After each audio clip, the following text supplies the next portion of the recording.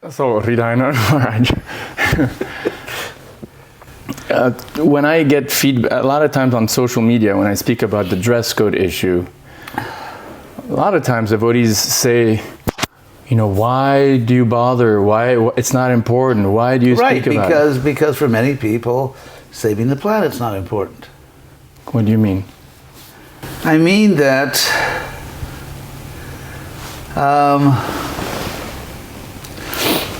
for example, when devotees do an outreach program in which their own money is involved, they become very serious about catering to the public taste. For example, if a devotee, let's say, opens a restaurant or a gift shop, they are extremely concerned with public taste. It's an outreach program. Let's say especially something like a restaurant. It's an outreach program, but their own money's involved. So therefore they're very anxious to cook preparations that people like to get business. So if we're trying to attract people, it's like if you're trying to get a child to take medicine, you don't put the medicine inside some bitter substance like vinegar. You put the medicine inside something sweet. For example,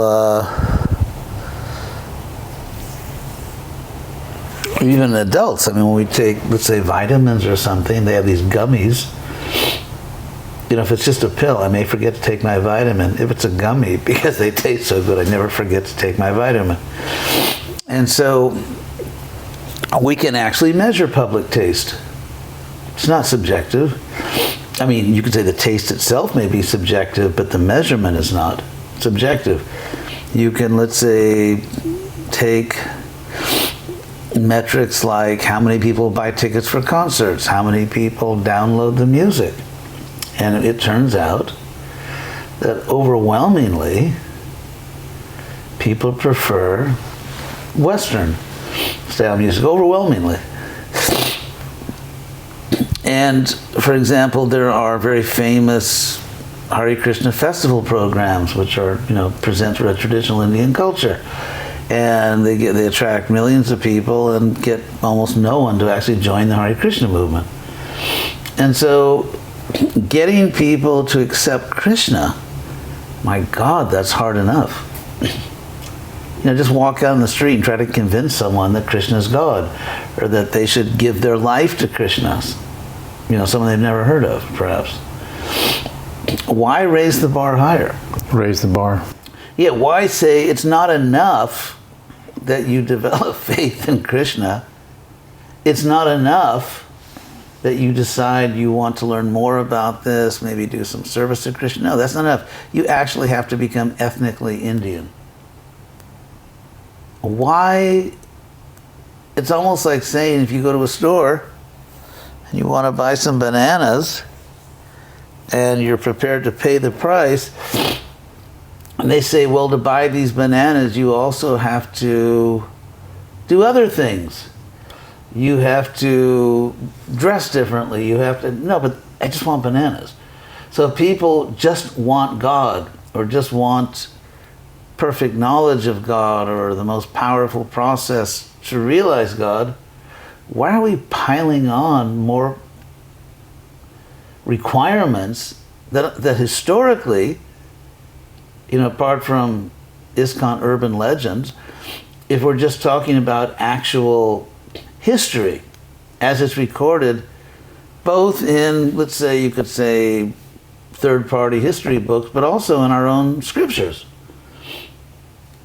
there's absolutely no evidence to say, there's no evidence that in order to become a Vaishnav, especially a Gaudiya Vaishnav, follower of Lord Chaitanya, that people had to do ethnic backflips, that they had to basically re-ethnicize themselves.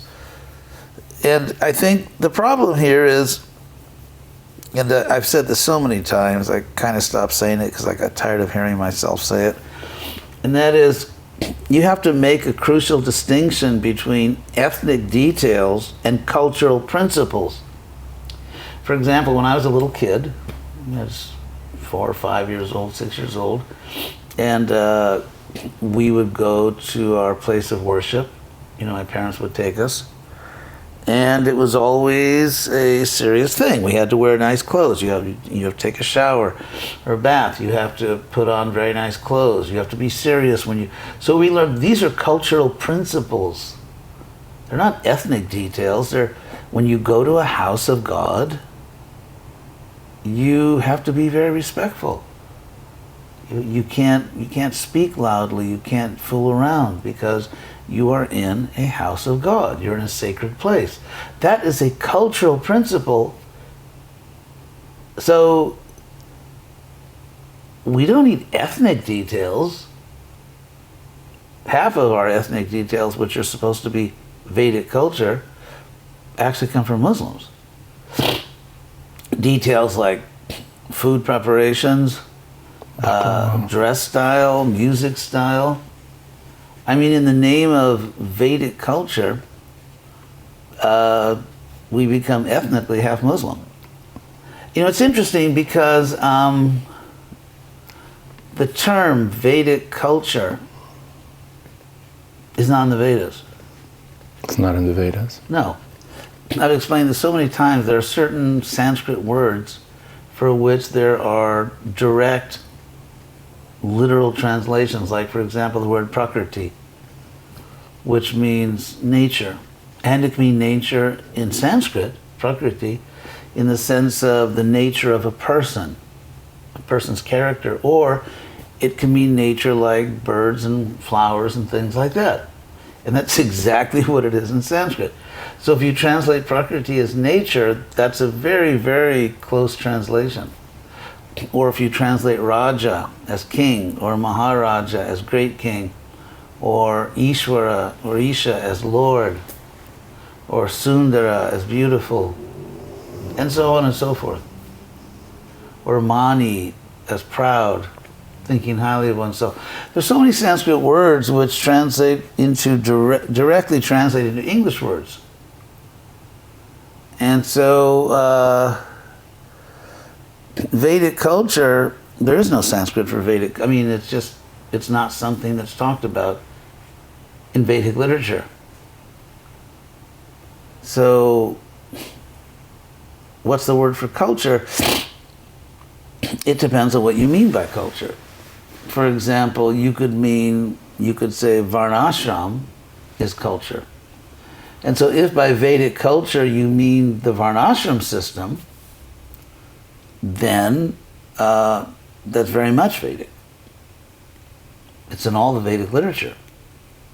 But it doesn't depend on ethnic details. No, it has nothing to do with ethnic details. So if by culture you mean something sociological or, the varnashram system, then yes, that's Vedic. If by Vedic culture you mean you dress like this, you play that kind of music, you cook with these recipes, no, then it's just your imagination. Well, you spoke about historically and scripturally there's no evidence for a distinct, quote-unquote, Vaishnava way of dressing, right? So if that's the case, someone who's an observer and who knows this, what we would say is a fact, and yet looks at footage of the Hare Krishna movement in the 70s, 80s, and especially I would say today, knowing that the demographic shift already happened 20 years ago from a monastic movement to a primarily householder, financially independent membership today, and still you see footage at our Ratha Yatras, at Sunday program, everybody is wearing Indian clothes. What happened? That's what didn't happen. But like how, okay. What didn't happen is that devotees did not follow or comply with the Prabhupada's request that they present Krishna consciousness intelligently.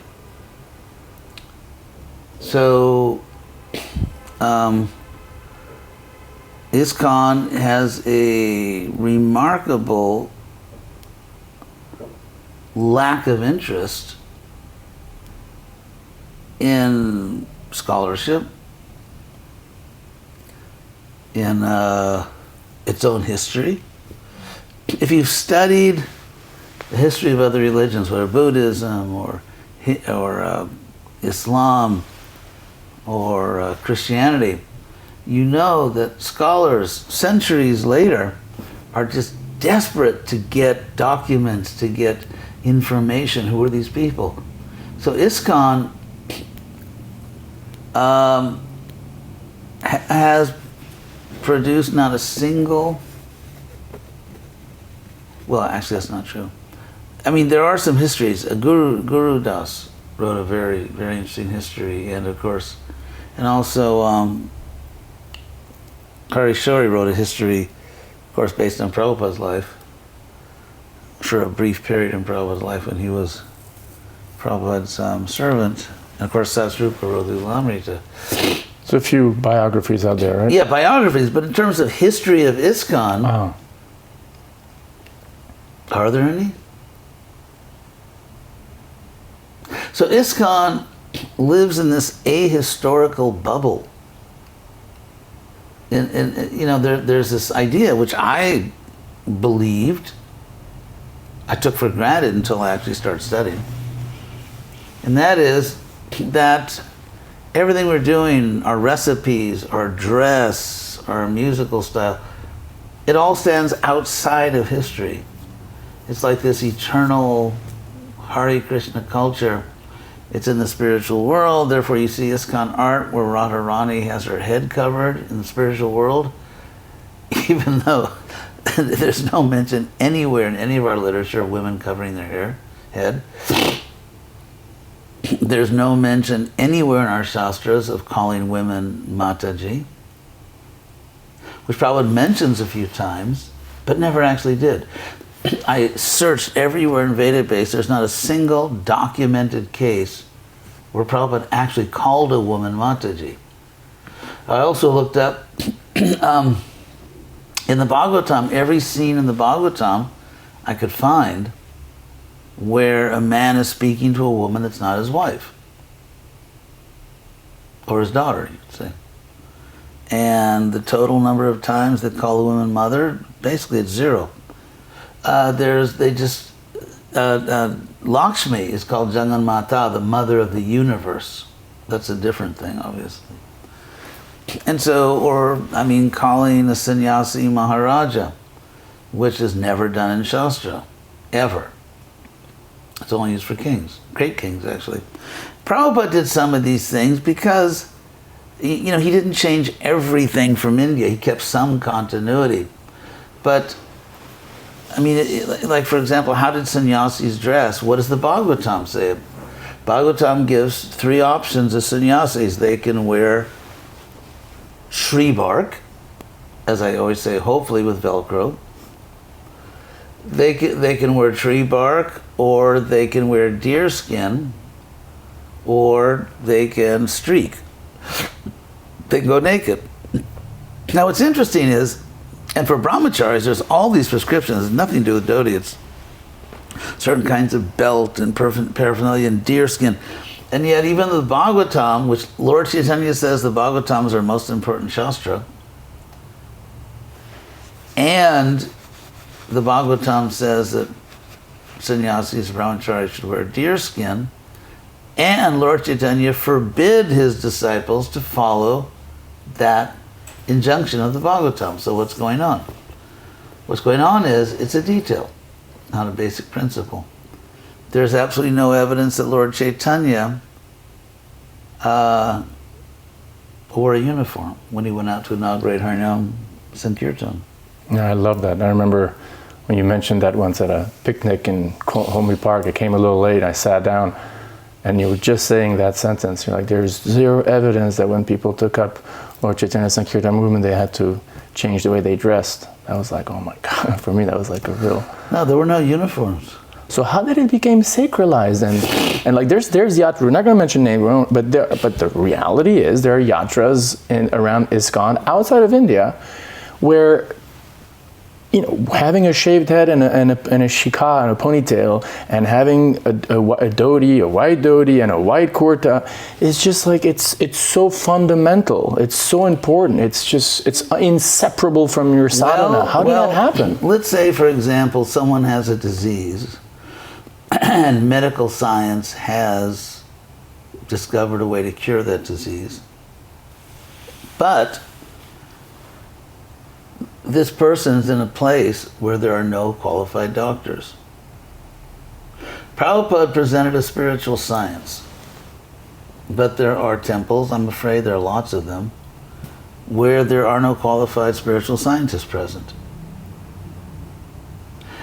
And these people, who are often leaders of the Hare Krishna movement, actually don't realize, or they know it but ignore it, that Prabhupada said over and over and over again, you don't have to wear those Muslim Indian clothes. And so it's Prabhupada, I remember I used to complain a lot. I mean, I heard him complain many times that his disciples don't read his books.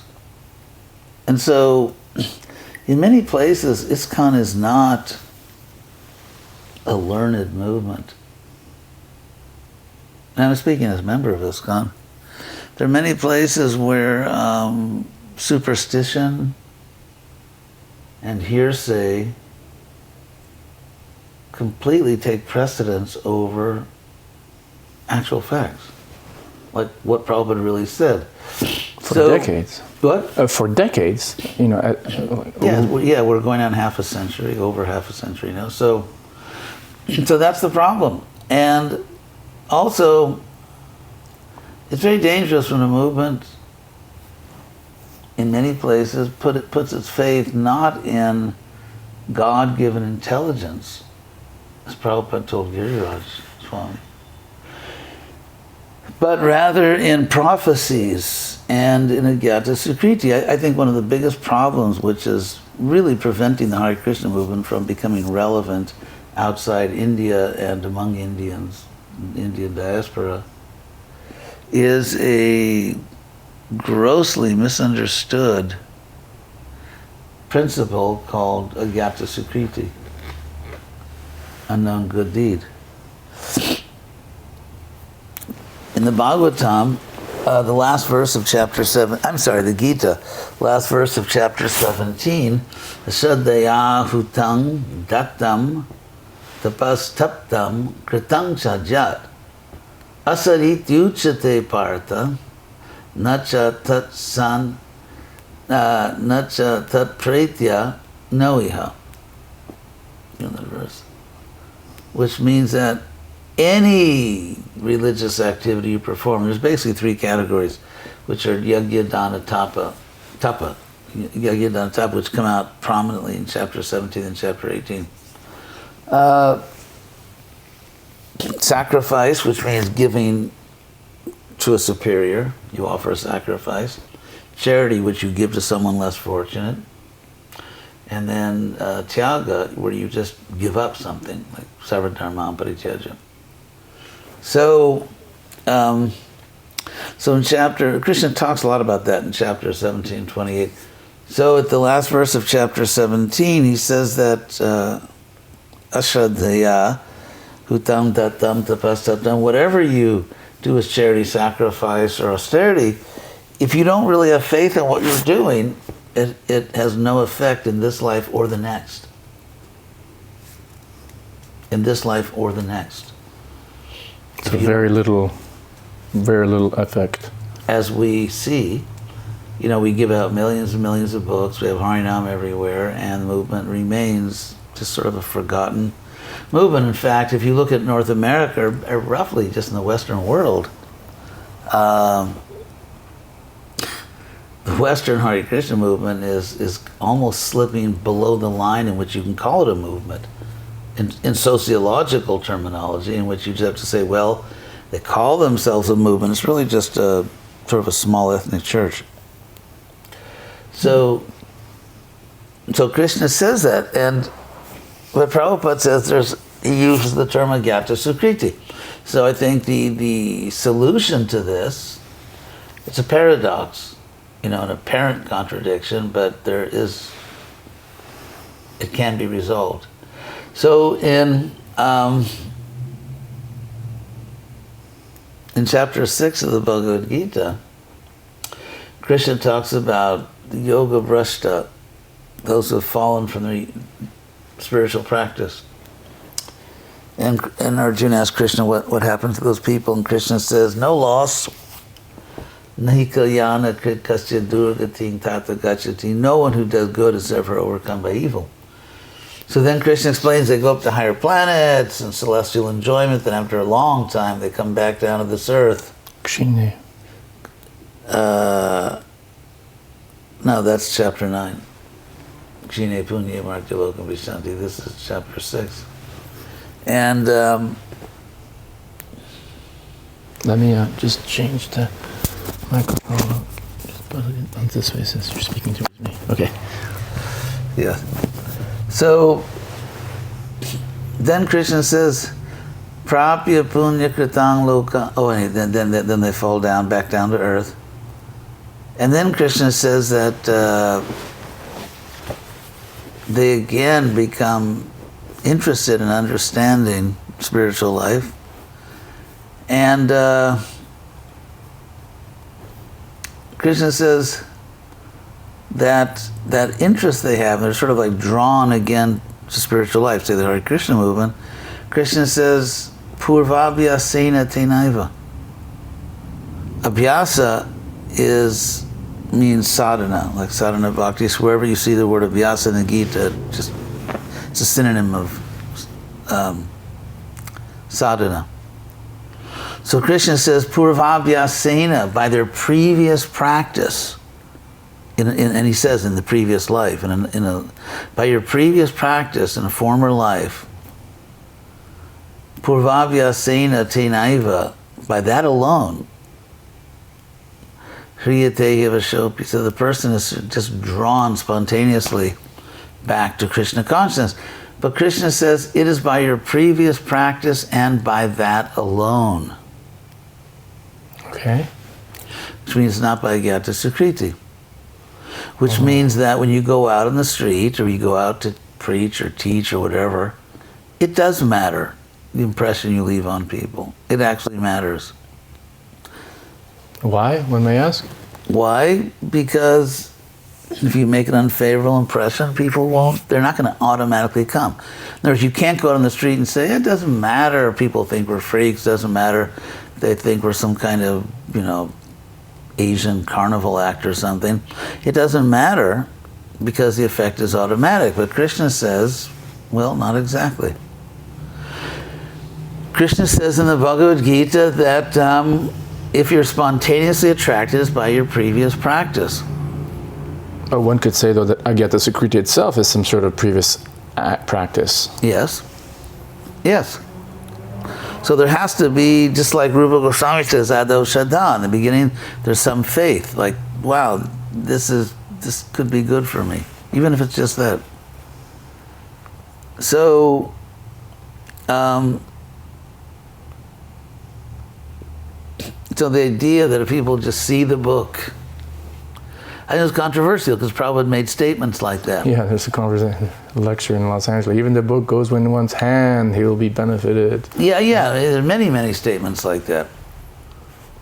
And I'm not saying there's no benefit. I'm just saying, though, let's assume that there is benefit.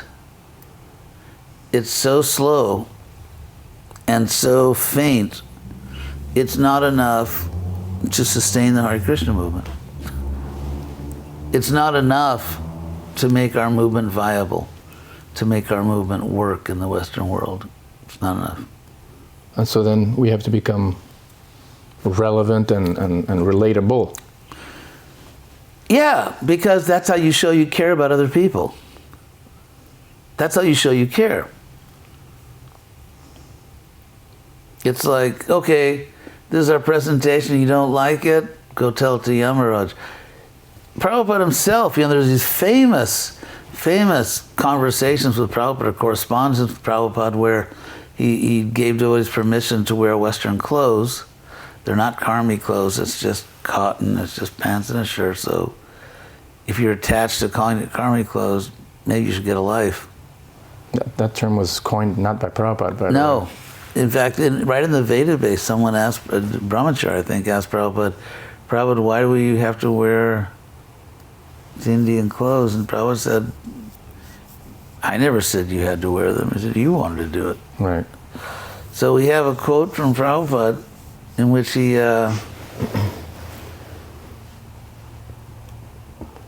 says, I never said you had to do it. And then when he authorized devotees to do Sankirtan in regular Western clothes, and one devotee is saying, that I want to be more strict. But I said, well, you can do that if you want, but everyone else is having a great time just without it. When Prabhupada saw Balavanta, a picture of Balavanta was running for, I think, mayor of Atlanta, and he had on a coat and a tie, and it's in one of Satsvarupa's books. Yeah, it's in one of Satsvarupa's books. Prabhupada said, this is what I always wanted. This is what I always wanted, that you become known as American Hare Krishna. So, anyway, I've given so many quotes. So, there's this other quote of Maharaj or Acharya or Radharani Maharaj, where if I may share it with you, so I find it one of the most interesting quotes, and it's never quoted. It's a conversation with a disciple of Prabhupada who's preaching, I think, in Sweden or maybe in Iran, in one of the two, and he or she tells Prabhupada, we don't come to them. And you can see in the way she or he speaks, there's this preconditioning of what it means to look like a Hare Krishna, because he or she says, we don't come to them as Hare Krishnas, with shaved head, and then Prabhupada interestingly says, no, we have many communities, which we really didn't at the time, at least communities where everybody was wearing Western clothes. That just didn't exist. It still doesn't exist today. What to speak of back in the 70s. But Prabhupada is saying, no, we have many communities where devotees dress normally. Like, I'll actually quote it as we're watching this. So it almost seems like Prabhupada kind of with that thing with the Balavanta, he kind of that's the only thing he would only dream of, this type of well how do you say, well dressed and well inserted in society Vaishnava leaders.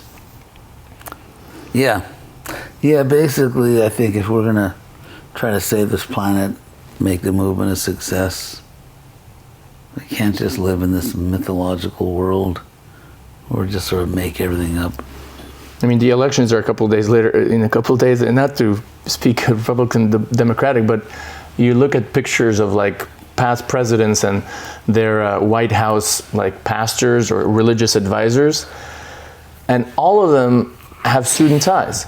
And it's when in Rome. No, it's just the movement, the Hare Krishna movement, or if you can still call it a movement. I don't even know if it qualifies sociologically in the West as a movement anymore. But